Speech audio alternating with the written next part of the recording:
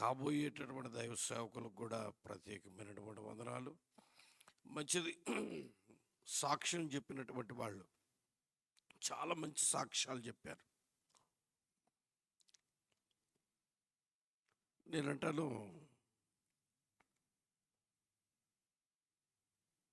ఇక్కడ ఓ ప్రశ్న అడుగుతాను నేను మిమ్మల్ని. ఎంతమంది ఫ్రాంక్గా మనకు ఉన్న మనసులో ఉన్నదే చెప్పేద్దాం, ఎంతమంది ఈ సబ్జెక్టులు నాకు వద్దు, కేవలం నాకు సర్టిఫికెట్ కోసమే జాయిన్ అయ్యాను అని అనుకున్న వాళ్ళు ప్రారంభంలో ఎవరైనా ఉంటే చేతులు ఎత్తి చూపించండి. ఎవరు ఎత్తరు అనుకుంటా, ఎత్తుతారా? ఎత్తరు. దాన్ని ఏమంటారంటే యథార్థత. మేము చాలా బైబిల్ కాలేజ్ చూసాము. సర్టిఫికెట్ ఉంటే చాలు, మేము వచ్చాము దానికోసమే వచ్చాము అన్నాం. మళ్ళొకసారి ఎవరన్నా ఉంటే చేయొద్దండి. బహుశా ఊరు ఎత్తరు. నేను కొన్ని విన్నాను, మీతో కలిసి తిరుగుతూనే ఉన్నాను. సర్టిఫికెట్ కోసమేనండి వచ్చింది అని అన్నారు. ఓహో, నిజమే. సర్టిఫికెట్ కోసం మీరు వచ్చిన అద్భుతకరమైనటువంటి సంగతులతో మీరు మలచబడ్డారు. ఆమేన్, హల్లెలూయా. నేనంటాను, సర్టిఫికెట్ ఉన్నా లేకపోయినా ఓకే. సర్టిఫికెట్ ఉన్నా లేకపోయినా ఓకే. కానీ ఈ అంత్య దినాలలో దైవ చిత్తానుసారమైనటువంటి సేవ మనము చేయుదుముగాక. ఆ దైవ చిత్తానుసారమైనటువంటి సేవ చెయ్యాలి అంటే మనం నేర్చుకోవాలి.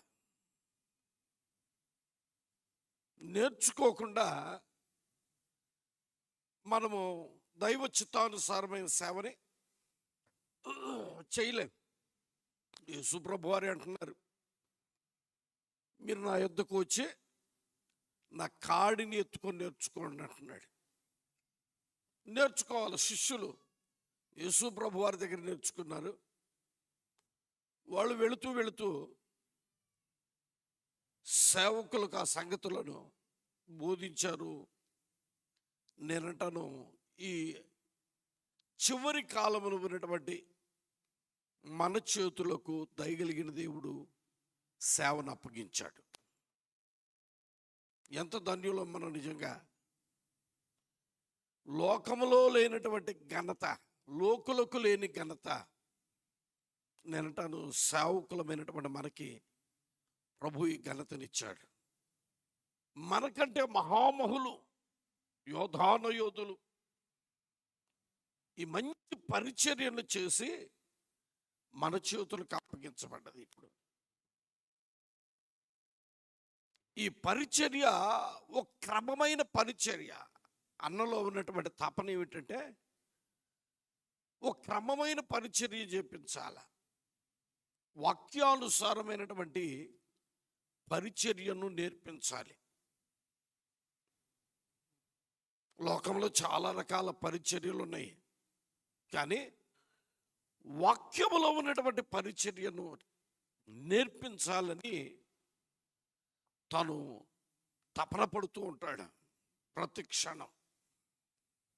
బైబిల్ అంటుంది కదా, ఆ 11వ కీర్తనలో, పునాదులు పాడైపోగా నీతిమంతులు ఏమి చేయగలరు. ఈరోజు సేవ పరిచర్య పునాదులు ఏమైపోయినాయి అంటే పాడైపోతున్నాయి. అన్నీ ఇంతవరకు చెప్పారు. డబ్బు కోసం ఎవరేమిస్తారా, ఎట్లా చేస్తారా, ఇదే. ప్రభు మనలను ఏ విధము చేతనైనా పోషిస్తాడు. కనుక మనం నమ్మకమైన పరిచర్య చేయాలి. యేసుక్రీస్తు వారు కూడా ఓ మంచి మాట చెబుతున్నాడు. ఆ మాటను ఒకసారి దైవ గ్రంథంలో నుంచి మనం చూద్దామా? లూకాసు వార్త 9వ అధ్యాయం. లూకాసు వార్త 9వ అధ్యాయము 62వ వాక్యాన్ని చదువుతుంటే వాక్యం ఈ విధముగా వ్రాయబడింది. యేసుక్రీస్తు వారు అంటున్నారు, నాగటి మీద చెయ్యి పెట్టి వెనుక తట్టు చూచువాడెవడను దేవుని రాజ్యమునకు పాత్రుడు కాడని వానితో చెప్పాను. ఎవరితో చెబుతున్నాడు? వానితో చెప్పాను. నాగటి మీద చెయ్యి పెట్టి వెనుక తట్టు చూచువాడెవడును ఆయనకి దేవుని రాజ్యమునకు పాత్రుడు కాడు. ఎవరితో చెబుతున్నాడు? వానితో చెబుతున్నాడు అంటున్నాడు. ఎవరితో చెబుతున్నాడు అంటే, ఒక అతను వచ్చి యేసు ప్రభు దగ్గరికి వచ్చి, ప్రభువా నువ్వు ఎక్కడికి వెళ్ళినా నేను నీతో కూడా వస్తాను. Wherever you go I will follow you. Yesu ప్రభు వారు అంటున్నారు, వెంటనే వాడిని చూచి నక్కలకు బర్రెలున్నాయి, ఆకాశ పక్షులకు గూళ్ళు ఉన్నాయి, కానీ మనుష్య కుమారుడు తలవాల్చుకొనుటకైనను స్థలము లేదు అని చెబుతున్నాడు. ఇంకొకడు యేసు ప్రభు వారు అంటున్నారు, నీ వచ్చి నన్ను వెంబడించు అనగానే వీడంటున్నాడు, అయ్యా మా నాన్న నా తండ్రి చనిపోయాడు, నేను వెళ్ళి ఆయనను పాతి పెట్టొస్తాను. ఇక్కడ 57వ వాక్యం నుంచి కింద ఈ నేను చెబుతున్నటువంటి మాటలని రాస్తుంది. మా నాన్న చనిపోయాడయ్యా, నేను వెళ్ళి పాతి పెట్టి వస్తాను అని ఇంకొక అతను అంటున్నాడు, ప్రభువా నేను వెంట వస్తానయ్యా, నేను కూడా నీ వెంట వస్తానయ్యా అంటే, కానీ బట్ వన్ కండిషన్. ఏమిటది? నా ఇంటి వారి దగ్గరికి వెళ్ళి సెలవు తీసుకొని వస్తాను. ఏమిటి ఇదంతా అంటే, వీళ్ళందరూ ఎవరంటే సేవకులు అని మనం గ్రహించాలి. వీళ్ళు ముగ్గురు వ్యక్తులను ప్రభువు చూపిస్తున్నాడు. ఎవరు వీళ్ళంతా అంటే సేవకులు. ఈ ముగ్గురులో లేనటువంటిది ఏమిటంటే, నేనంటాను సమర్పణ లేదు. చాలా మంది సేవకు వస్తామంటున్నారు, కానీ సమర్పణ లేని సేవ చేస్తున్నారు. ఒకడు అంటున్నాడు, నువ్వు ఎక్కడికి వెళ్ళినా నేను నిన్ను వెంబడిస్తాను. అందుకు ప్రభు అంటున్నాడు, ఆకాశపక్షులకు గూళ్ళు ఉన్నాయి, నక్కలకు బరువులు ఉన్నాయి, మనిషి కుమారుడు తలవాల్చుకున్నటకు స్థలం లేదు. వెంటనే వాడు ఎటు వెళ్ళాడో అర్థం కాలేదు, చెప్పకుండానే వెళ్ళిపోయాడు. ఇంకొకడు ప్రభు అంటున్నాడు, నీ వచ్చి నన్ను వెంబడించు, నీ వచ్చి నన్ను ప్రభు మా ఇంటి దగ్గరికి వెళ్ళి మా నాన్నను పాతి పెట్టి వస్తాను. ఇంకొకడు వచ్చి అంటున్నాడు, ప్రభు నేను వస్తాను, కానీ ఒక చిన్న పర్మిషన్ ఇంటి దగ్గరికి వెళ్ళి చెప్పేసి వస్తాను. అంటే వీళ్ళందరికీ ఏదో ఒక బాధ్యతలు, బాంధవ్యాలు. నేనంటాను, యేసు ప్రభు మనకి నేర్పించుచున్నటువంటి పాఠం ఏమిటంటే, సేవా జీవితంలోనికి వచ్చిన తర్వాత ఓ ప్రత్యేకమైనటువంటి సమర్పణతో సేవ చేయాలి. అదే యేసు ప్రభు వారు అంటున్నారు ఓ మంచి మాట. అదే లూకాసు వార్తలో ప్రేమైనటువంటి వారు, ఎవడైనను నా యొద్దకు వచ్చి, ఆ మాటను ఒకసారి చదువుదామా దయచేసి దైవ గ్రంథంలో నుండి. అదే 14వ అధ్యాయము లూకాసు వార్త 26వ వాక్యంలో రాయబడిన మంచి మాట ఏమిటంటే, ఎవడైనను నా యొద్దకు వచ్చి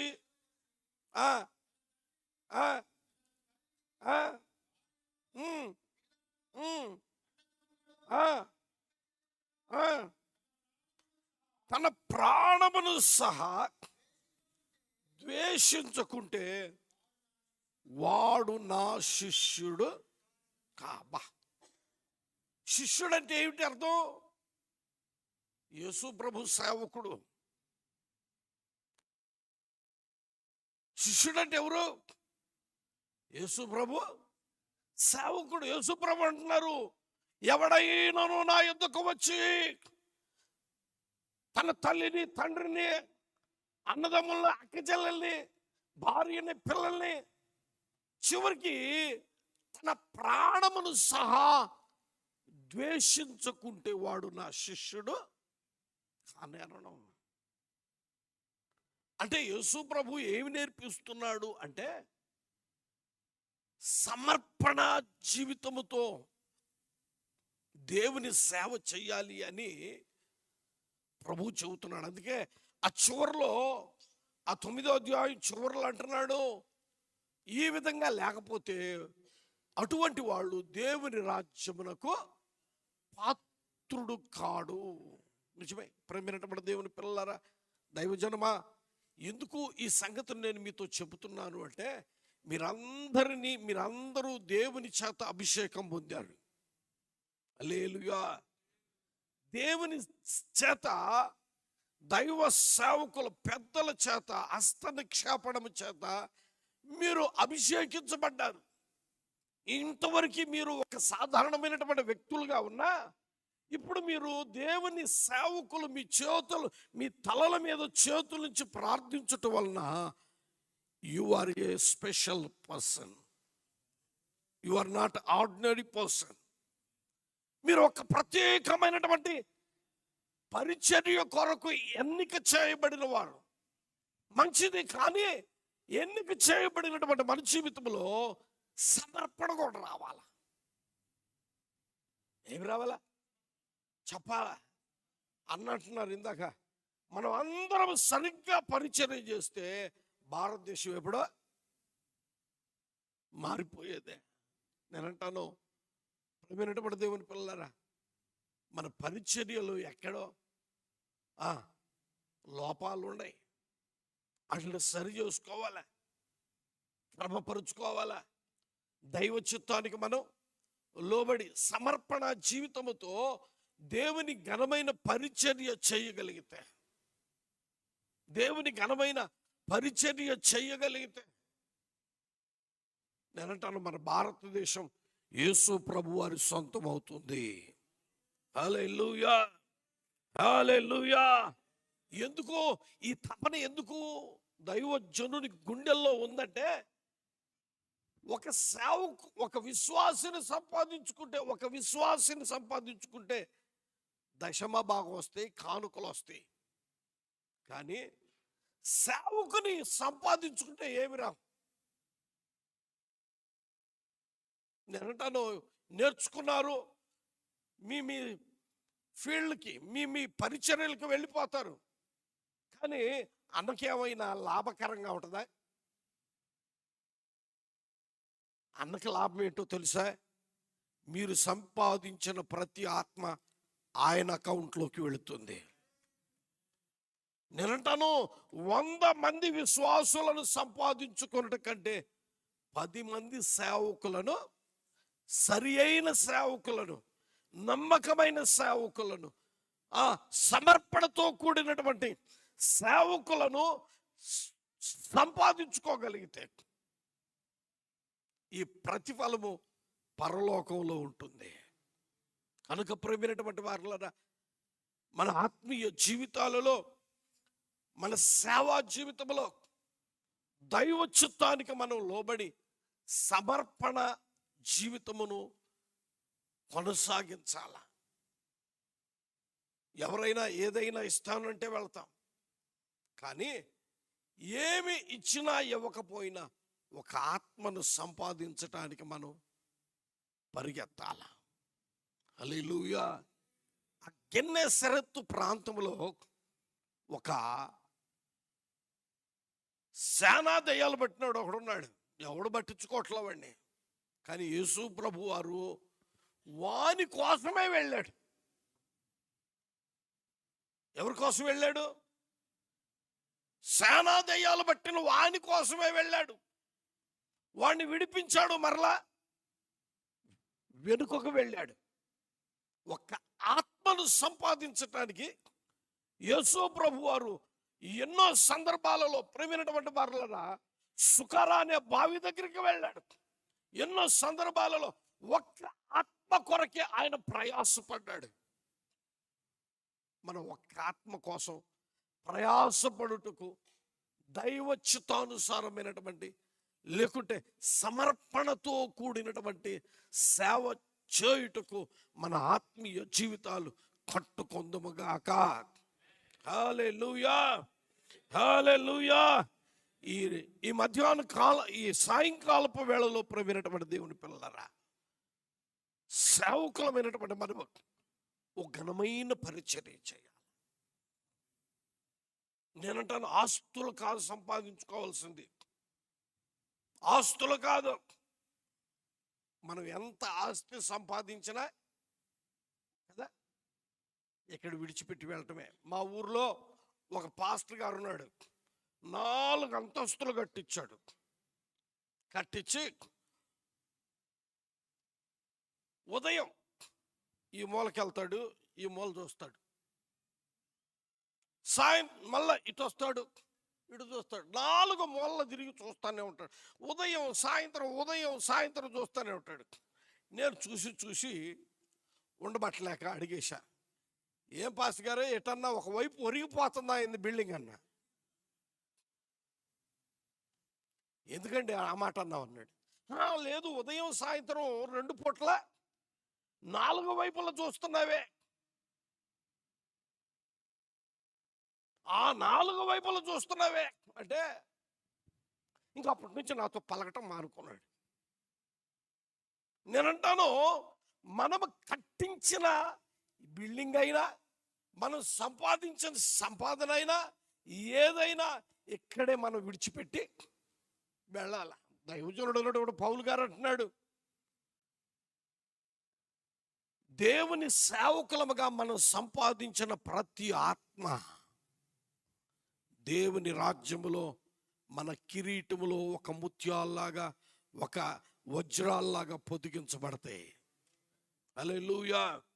అందుకే మన సేవా జీవితంలో ఒక్క ఆత్మ కొరకు, ఒక్క ఆత్మనైనా మనం సంపాదించాల. ఒక్క ఆత్మనైనా మనం సంపాదించాల. రోజుకి పడినటువంటి వారులరా, రోజుకి ఎన్ని గంటలు నిద్రపోతున్నావు? ఎన్ని గంటలు? అబ్బా ఇవాళ చాలా లేట్ అయిపోయింది, తొందరగా పడుకోవాలి ఇవాళ.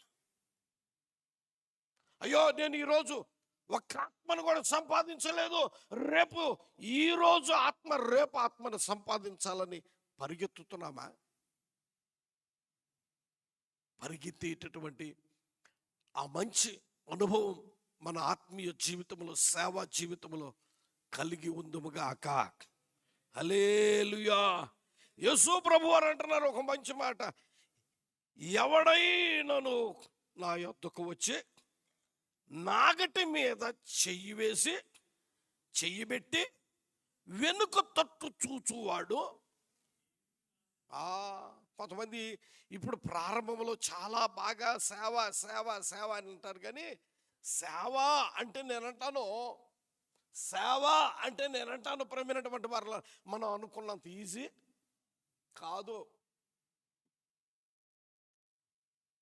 ప్రస్తుత పరిస్థితుల్లో ఇంకా కష్టతరమైనటువంటి దినాలు ఈ దినాలు.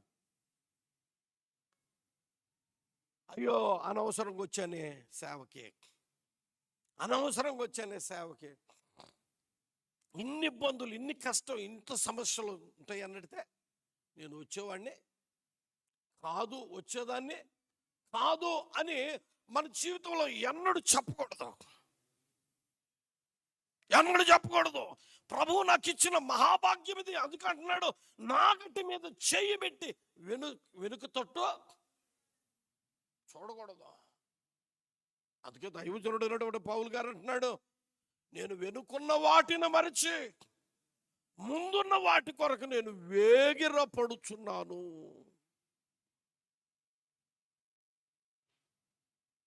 వెనుకున్నవే మర్చిపోయాను. నా శ్రమలు, నిందలు, అవమానాలు, సమస్యలు, నేను కలిగినటువంటి రోదన. ముందేమున్నది? ముందు కూడా శ్రమలు, నిందలు, అవమానాలు ఉన్నాయి. కానీ ముందుకు అంతకంటే శ్రేష్టమైన దేవుని రాజ్యం ఉన్నది. హల్లెలూయా, హల్లెలూయా. ముందు ఏమున్నది? తనకి జీవ కిరీటం దాచబడి ఉన్నది. ఆయనే చెబుతున్నాడు ఒక స్టేట్మెంట్లో, ప్రేమైనటువంటి దేవుని పిల్లరా. అందుకే వెనుకున్న సంగతులు మర్చిపో. అయ్యో, నేను ఈ సంగతులు ఇట్లా ఉన్నదంటే నీ సేవకు వచ్చేదాన్ని కాదు, వచ్చేవాడిని కాదు. నేనంటాను ఇది మహాభాగ్యం. సేవకునిగా మహాభాగ్యం ఇది. ఒకప్పుడు మోషే గురించి మనం ధ్యానం చేస్తున్నాం, ఏలియా గురించి ధ్యానం చేస్తున్నాం, నోవా గురించి ధ్యానం చేస్తున్నాం, హానోకు గురించి ధ్యానం చేస్తున్నాం. వారు గొప్పవారు, నీతిమంతులు, యథార్థవంతులు, శ్రేష్ఠులైన భక్తులు అంటున్నామే. ఆ లిస్టులోకి మనం రావాలా?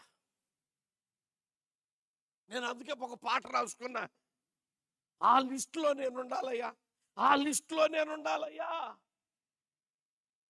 ఆ లిస్టులో నేను ఉండాలి ప్రభువా. మన తపనంతా ఏమిటంటే ఒకరోజు పరిశుద్ధులతో మనం నిలిచి ఉందముగాక, నీతిమంతులతో నిలిచి ఉందముగాక. దేవుని శ్రేష్టమైన ఘనమైన పరిచర్య చేసినటువంటి యోధులైన వారితో, యోగ్యులైన వారితో, నీతిమంతులైన వారితో, విశ్వాసముతో సేవ చేసిన వారితో మనం నిలిచి ఉండాలి. నిలిచి ఉండాలి అంటే మన జీవితంలో కూడా వారు నడిచిన మార్గములో మనము నడవాలి. అందుకే నేనంటాను, వారు ఎన్ని శ్రమలు పడ్డా, ఇబ్బందులు పడ్డా, కష్టం అనుభవించినా ఎన్నడూ పశ్చాత్తాపడలేదు, పరితాపం చెందలేదు. అయ్యో ఎందుకు వచ్చాం ఈ పరిచర్యకని. సేవ అనేది ప్రేమైనటువంటి దేవుని పిల్లరా. నేను ఒక్క మాటలో, సేవ అంటే నేను ఒక్క మాటలో చెబుతా, చావు. ఏంటి? There is no luxuries. ఒకవేళ అభిషేకం పొందుకున్నా కానీ ఎక్కడి నుంచైనా డ్రాప్ అయిపోండి. నేను ప్రభువు కొరకు నిలవబడి కష్టపడగలను అని నీవు మనసులో మంచి తీర్మానం చేయగలిగితే, అంటే జీవితకాలం అంతా సావేనా? కాదు కాదు. నిన్ను పరీక్షలో నువ్వు నెగ్గితే యూ విల్ బి ప్రమోటెడ్. ఎక్కడికి? హయ్యర్ ప్లేస్, ఉన్నత స్థలాలకి నువ్వు హెచ్చించబడతావు. హెచ్చించబడటానికి ఏం చేయాలా? నిన్ను పరీక్ష చేస్తాడు ప్రభు. అందుకే కదా పరీక్ష. సువర్ణం ఏమైందంట? శుద్ధ సువర్ణంగా మార్చబడాలంటే పరీక్ష చేయబడాలి. సేవ పరిచర్య కూడా అంతే. నా దగ్గరికి ఒక సేవ చేయటానికి ఒక అబ్బాయి వచ్చాడు. 3 నెలల తర్వాత అన్నాడు, అన్నా నేను తిరగలేకపోతున్నానన్నా, నాకు ఏదన్నా ఒక మంచి బైక్ తీసి అన్నాడు. అన్న చెప్పాడు కింద, నాకు బైక్ కూడా లేదు. ఉంది, ఇంతకు కారు ఉంది, బైక్ ఉంది, మందిరం కోసం అమ్మేశాం. దేవునికి స్తోత్రం, హల్లెలూయా. అన్నా బైక్ తీసి, ఒరే నాకే లేదురా, నాకే లేదురా, నీకేం తీసి ఇచ్చాను రా, నీకేం తీసి ఇచ్చాను రా. నేనంటాను సేవ అంటే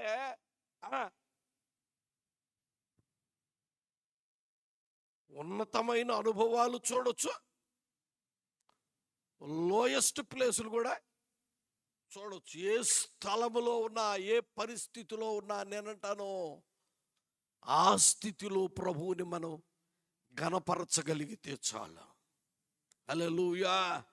వెనక తట్టు తిరగకూడదు. అయ్యో అనవసరంగా వచ్చాను ఈ సేవకి, ఈ సేవకి అనవసరంగా వచ్చానే, లోకంలో ఉన్నడితే బాగుండేది. నేను చదివిన చదివి ఏమిటి?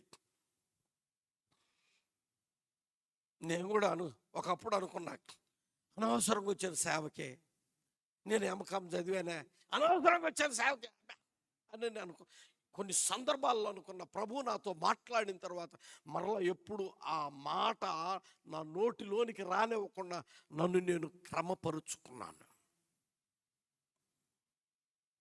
నేనంటాను, మనం ఎన్నడూ మన నోటితో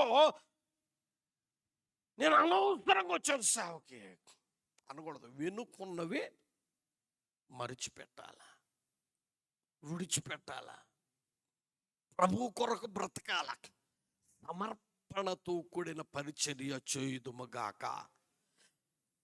సమర్పణ సమర్పణ అంటున్నా. అసలుకి సమర్పణ అంటే ఏంటి? అసలుకి సమర్పణ అంటే ఏమిటి? బైబిల్ చదువుతారు కొంచెం. తిమోతికి రాసిన మొదటి పత్రిక 2వ అధ్యాయం 6వ వాక్యం చదువుతారా?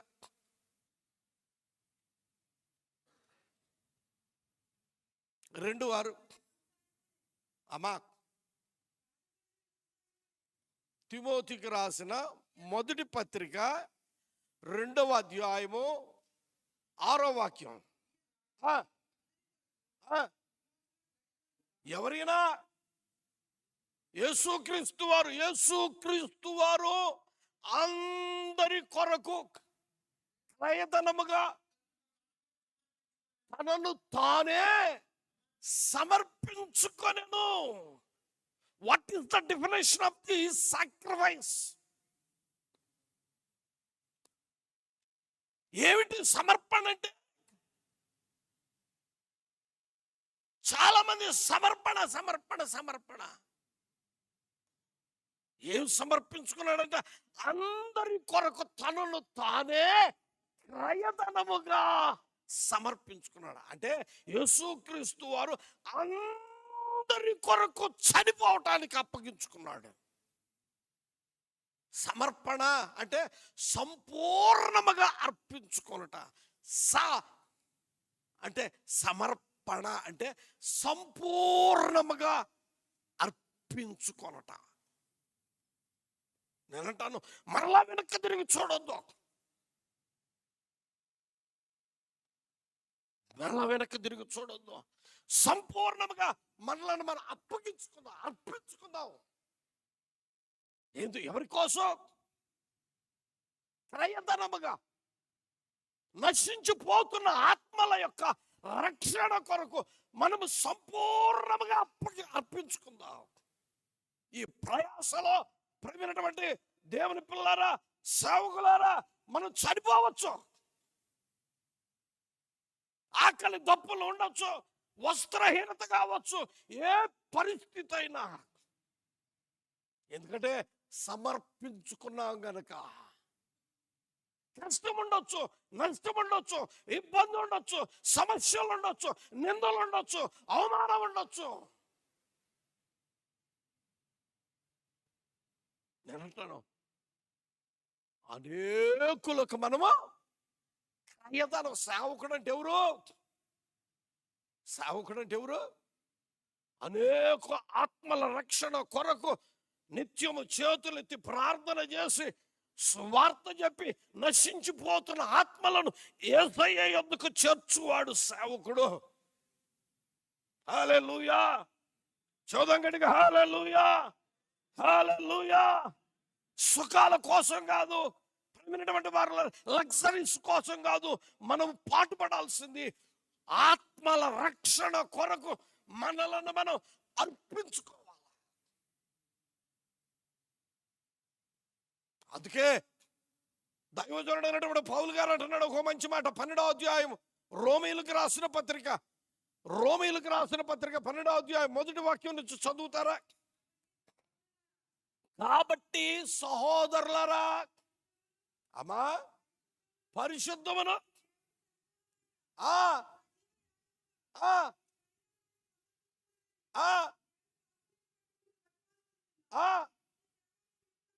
ఆమేన్. ఏంటంట? సహోదరులారా, పరిశుద్ధమును దేవునికి మనకు అనుకూలంగా చేసుకుంటాం. సేవని మనకు అనుకూలంగా చేసుకుంటాం. ఒక ఆయన చెప్పాడు, ఏమి పౌలు గారు కూడా టెంట్లు కుట్టాడు కదా, వ్యాపారం చేసుకొని సేవ చేస్తే ఏమి, జాబ్ చేస్తే సేవ చేస్తే ఏమి? ఎక్కడ కుట్టాడు ఆయన? ఆ గుడారాలు కుట్టేటటువంటి వాళ్ళ దగ్గరికి వెళ్ళి కుట్టాడు. కానీ ఈ గుడారాలు కుట్టే సామాగ్రి అంత వేసుకొని ఆ గుడారాలు కుడతామో అని కూడా తిరగల ఆయన. తిరిగాడా? చెప్పరేంటండి, తిరిగాడా? తిరగలా. మనం అప్పుడప్పుడు మనం చూస్తాం, మన ఇంట్లో బీరువాలు బాగా చేస్తాం, సోఫాలు బాగా చేస్తాం అని తిరుగుతూ ఉంటారు. అట్లా తిరిగాడా దైవజనుడైనటువంటి పౌలు గారు? అనుకుంటే ఎక్కడ బాగు చేశాడు, ఎక్కడ గుడారాలు కుట్టాడంటే, గుడారాలు కుట్టేటటువంటి విశ్వాసుల దగ్గరికి వెళ్ళి గుడారాలు కుట్టాడు, వాళ్ళకి భారంగా ఉండకూడదని. మనకి అనుకూలంగా చేసుకుంటాం సేవని, మనకి ఫేవర్గా చేసుకుంటాం సేవని. కానీ సహోదరులారా, పరిశుద్ధమును దేవునికి అనుకూలముగా సజీవయాగముగా దేవునికి సమర్పించుకోండి. సమర్పించుకోవటం అంటే సంపూర్ణంగా అప్పగించుకొనుట. నేనంటాను, ప్రత్యక్షపు గుడారములో ఉన్నటువంటి ఆ ఆవరణములో బలిపీఠం ఉంది. ఆ బలిపీఠం మీద ఒక పశువును తీసుకొని వచ్చి దానిని వధించి బలిపీఠం మీద పెట్టి దానిని అర్పిస్తూ ఉంటే, ఆకాశమందున్న దేవుని యొద్దకి పొగ వెళుతూ ఉంటే, ఆకాశమందున్న దేవుడు అంట దానిని ఆగ్రహిస్తాడంట. ఆగ్రహణం అంటే ఆగ్రహము వేరు, ఆగ్రహణము వేరు. ఆగ్రహణం అంటే అర్థం ఏమిటి? మంచి బిర్యానీ వాసన వస్తుంది అనుకో, ఇక్కడున్నాం మనం, సాయంత్రం బిర్యానీ వాసన వస్తుంది అనుకో, అబ్బా భలే వాసన వస్తుంది, సాయంత్రం సరైనలాగా ఉంది అన్నట్టు. దీన్ని ఏమంటారంటే ఆగ్రహించటం. ఎప్పుడూ తనను తాను అప్పగించుకున్నటువంటి ఆ పశువు దేవుని దృష్టికి ఏమవుతుందంటే ఇంపైన సువాసనగా మార్చబడుతుందని వాక్యం చెబుతుంది. మన సేవ కూడా ఇంపైన సువాసనగా మార్చబడాలి. యోగ్యమైన పరిచర్య మనం చేయబడాలి అంటే ప్రభు పరిశుద్ధ పాదాల చెంతకు చేరువచ్చిన మనమే ఏమైపోవాలంటే యాగమైపోవుదుముగాక. సంపూర్ణముగా మనలను మనం ఎప్పుడైతే అప్పగించుకుంటామో ఆ పరిచర్యను నా దేవుడు ఒక దినమున శ్రేష్టమైన స్థితిలో నిలుపుతాడు. హల్లెలూయా. నీవు ఎంత సమర్పించుకోకుండా, ఎంత అప్పగించుకోకుండా, ఎంత కాలమన్నా అర్పించుకోకుండా టచ్ మీ నాట్ అన్నట్లుగా సేవ చేస్తే నీ పరిచర్య కూడా అట్నే ఉంటుంది. కనుక వెనుకున్న వాటిని మరచి ముందున్న వాటి కొరకు మనం వేగిరపడదాం. నాటి మీద చెయ్యి వేసి మళ్ళా వెనక్కి చూడకూడదు. చూస్తే ఏమవుతుంది అంటే అక్కడ ఇంకొక మంచి మాట రాసింది. అట్లా చేసిన వాడంట దేవుని రాజ్యమునకు పాత్రుడు కాదు. అంటే అర్థం ఏమిటి? వాడు he's not fit for the kingdom of the lord. దేవుని రాజ్యానికి సరిపోయిన వాడు కానే. అంటే మనలో సేవ చేస్తా కూడా మళ్ళీ లోక సంబంధమైన కార్యక్రమాలు, లోక సంబంధమైన పద్ధతులు, లోక సంబంధమైన కార్యాలు నీ జీవితంలో ఉంటే నువ్వు పరలోకానికి కూడా అర్హుడు కాదు. అట్లాంటి వాడు అమ్మా అసలుకే ఎసురు వస్తుంది. చేస్తే పరిచర్య ఘనముగా చేయుదుముగాక, సమర్పణతో చేయుదుముగాక, దైవ చిత్తానుసారముగా చేయుదుముగాక. నీతిమంతులముగా మనం చేయుదుముగాక. మన ఎదుట ఉన్నటువంటి ప్రేమైనటువంటి దేవుని పిల్లలారా, ముందుగా సేవ చేసినటువంటి శ్రేష్ఠులైన పెద్దలను అనుసరించి సేవ చేయుదుముగాక. కలిపి చెరపకూడదు సేవనే. కలిపి చెరుపుతారు కొంతమంది. కలిపి చెరిపేడే బోధ. నేనంటాను ఇదే సమస్య, ఇదే సమస్య. నేనంటాను మన ఆత్మీయ జీవితంలో, మన సేవా జీవితంలో వెనక్కి ఎన్నడూ తిరిగి చూడొద్దు. నేనంటాను ఈరోజు సేవ ఏమైపోయిందో తెలుసా? సేవ ఏమైందో తెలుసా? ఎవడికి వాడు ఇష్టం వచ్చినట్లుగా సేవ చేస్తున్నాడు. వాక్యం చాలా చాలా క్లియర్గా చెబుతుంది. సంఘం అనేది ఎట్లా ఉండాలో, సంఘం అనేది ఏ అడ్మినిస్ట్రేషన్ ఉండాలో సంఘము దైవజనుడైనటువంటి పౌలు గారు చాలా చక్కగా వివరించినా కానీ సంఘానికి వక్ర భాష్యం చెప్పి తమకిష్టమైనట్లుగా ప్రేమైనటువంటి వారు సేవ చేస్తున్నటువంటి వారు ఉన్నారు. కారణం ఏమిటంటే సేవ ఏమైపోతుందంటే పాడైపోతుంది. నేనంటాను ప్రేమైనటువంటి దేవుని పిల్లలరా, దైవజనుడు ఎంత ప్రయాసపడి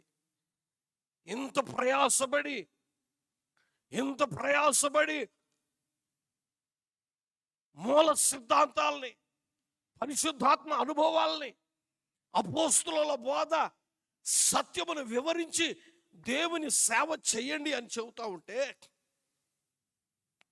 దాన్ని మనం దయచేసి నా 2 చేతులు జోడించి నేను మీకు చెబుతున్నాను, దాన్ని మనము వక్రీకరించొద్దు, తప్పు మార్గంలోనికి వెళ్ళొద్దు, వెనక తట్టు చూడొద్దు.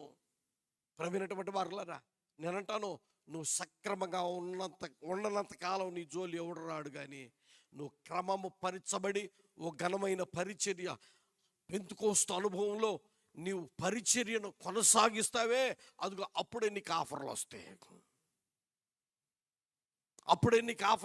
అప్పుడే నీ ఆత్మీయ జీవితం, అప్పుడే నీ సేవా జీవితాన్ని నాశనం చేయటానికి వస్తాయి. అదిగో నేనంటాను అప్పుడే మన భక్తిని కాపాడుకోవాలి. ఎంత సంపాదించినా ఏముందండి, ఇక్కడ విడిచిపెట్టి వెళ్ళిపోవటమేగా. ఏమన్నా తీసుకొని వెళ్తామా? మా సంఘంలో టైం అయింది, ముగిచ్చేస్తా. ఒక చిన్న సంగతి చెప్పి ముగిస్తా. మా సంఘంలో ఒక తల్లి ఉంది, ఆమె పేరు కట్టా శంకరమ్మ. ఆమెకి ఎన్ని మారు మనసు మంది బాప్టిజం ఉంది, ఎన్ని సంవత్సరాలైనా ఇది పెద్ద తల్లి ఇంతలా ఉంటుంది. ముక్కు బేసర పాత కాలపు వాళ్ళకి ఇంత పొడవు ఉంటుంది ముక్కుకి. ఆ బేసర తీసేలా ఎన్నిసార్లు వాక్యం చెప్పినా ఈ బేసర తీసే ఒకరోజు చనిపోయింది ఆ తల్లి. ఆమెకి పిల్లలు లేరు. ఒక అమ్మాయిని పెంచుకుంది. ఆ అమ్మాయి కబురు పంపించి, అన్న మా అమ్మ చనిపోయిందన్న. భూస్థాపన కోసం రెడీ చేశాం.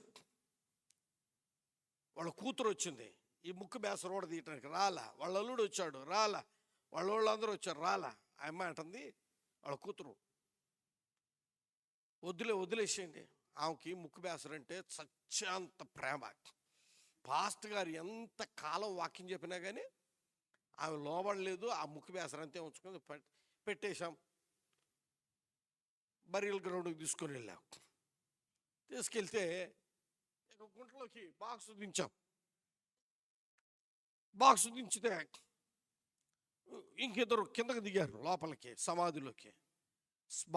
బాక్స్ని సెటరేట్ చేయటానికి, సరిగ్గా పెట్టడానికి దిగితే వాడు అంటాడు, పైన ఉన్నవాడు ఒకడు తాగుపోతాడు, రే మావో ఆ ముక్కి బేసర తీరా, ఎందుకు అనవసరంగా మట్టిలో పోవటం. ఆడన్నాడు, మళ్ళా మూత తీసి మళ్ళీ చూసాడు, రావట్లేదు మావ అన్నాడు. ఒరే సచ్చిన దానికి నొప్పి ఏముంది కానీ లాగరా అన్నాడు. సచ్చిన దానికి నొప్పి ఏముంది లేరా, లాగరా అన్నాడు. తీశాడు, ముక్కు పట్టుకున్నాడు. నేను చూడలేక ఈ ఘోరాన్ని ఇటు తిరిగా. మనం చెప్పినా కానీ వాళ్ళు వినరు. చావు దగ్గర ప్రయారిటీ ఎవరిదంటే తాగుపోతాడుదే.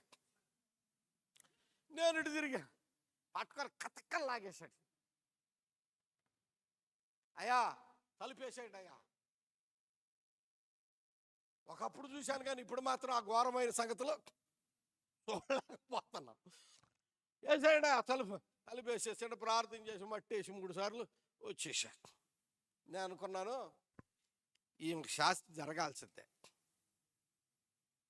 ఏమికే శాస్తి జరగాల్సిందే. చాలా మంది జీవితాలలో ఏదో సంపాదించి ఏదో చేద్దాం. నేను అంటాను, ఏది సంపాదించినా ఇక్కడే ఇక్కడే ఇక్కడే ఇక్కడే.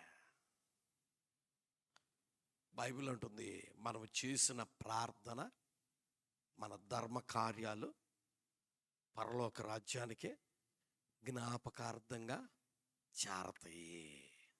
ఆమేన్ చెబుదామా? ఆమేన్ చెబుదామా? అందరూ చెబుదామా? ఇంతమంది ఉండరే, ఆమేన్. సగం గొంతు వేసుకొని చెప్పకపోతే గట్టిగా చెప్పొచ్చుగా. ఆమేన్, హల్లెలూయా, హల్లెలూయా, హల్లెలూయా. నేను అందుకే అంటాను, నీవు సేవ సరిగ్గా, నీవు క్రమముగా, నీవు సమర్పణతో కూడిన సేవ చేయకుండా లోకమును వెనుతిరిగి చూసావా, చివరికి నీకు పరలోకం కూడా దొరకదు. అందుకే ఏం చేయాలా? నేను గట్టిగా చెప్పే మాట ఏమిటంటే, ఒళ్ళు దగ్గర పెట్టుకొని సేవ చేయాలి మనం. ఎట్లా ఒళ్ళు పెద్దోళ్ళు ఒళ్ళు దగ్గర పెట్టుకొని చేయరా పని అంటారు చూడండి. నేను కూడా చెప్పే మాట ఏమిటంటే, మీకు ఒళ్ళు దగ్గర పెట్టుకొని, నేను కూడా, మీరు కూడా, మనందరం ఒళ్ళు దగ్గర పెట్టుకొని సేవ చేయాల. లేదా నువ్వు పరలోకానికి కూడా, మనం పరలోకం కూడా అర్హత లేదంట. అందుకే సమర్పణతో కూడిన పరిచర్య చేయుటకు మనలను మనం అప్పగించుకొందుముగాక. ఆమేన్. దేవుడి మాటలు మన కొరకు ఆశీర్వదించి ఘనమైన పరిచర్యలో పురుకొల్పుగా ప్రభు కృప చూపించునుగాక. ఆమేన్.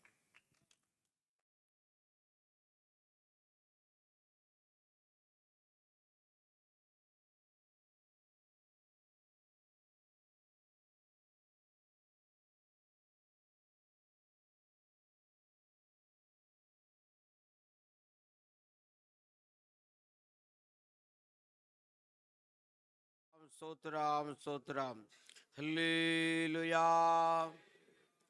కానీ ఇంతమంది కూర్చొని చెప్పే హల్లెలూయా స్తోత్రాలు పద్ధతి ఇది కాదు అసలు. యాక్చువల్గా 10 మందిలో పావు అవుదంటే ఇట్లా ఉంటుందేమో. ఏసు రక్తం, హల్లెలూయా. మంచిది. ఇప్పుడు మీకు టీ బ్రేక్ ఉంది. ప్రాణాలు లేచి వచ్చినాయి అనుకుంటా. ఇట్లాంటి వాటికి లేచేస్తాయిలే. టీ బ్రేక్ ఉంది. టీ బ్రేక్ చూసుకుంటూ